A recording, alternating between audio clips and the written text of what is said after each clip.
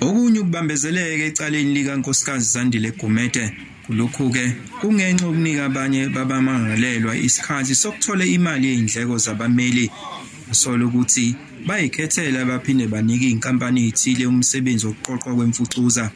Abamangalelwa bafaka phakathi ikhulu zikamasipala namakhansela amathathu okuthiwa ithende lika 45 million rand baliguqula lagcina selingu 320 million amarandi. Umbuso uthi ubukulungela ukuqala kokuqulwa kwecala namuhla. The state has been in readiness to proceed with the trial actually since February and the recent pre-trial, so it is an issue for us that we are not starting. Abameli baNkosikazi Gumede bathi baqhemeke engeqiwa ntwala ngokubambezeleka ezinkantolo njengoba engeke sakwazi ukungenela umbango ikhundla esifundazweni.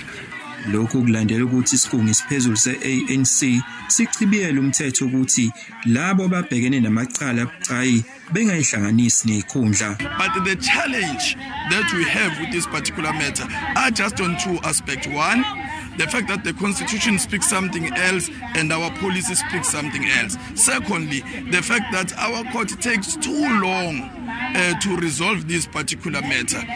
The asset forfeiture unit kanye namahawks bebehamba beshaqa izinto zabanye babasolwa abakhona kuleli cala, including ukufreeza ama-account abo. Leyo nto leyo yenza ukuthi abanye babo bengabi nazo imali zokuthi bekhokhele abameli.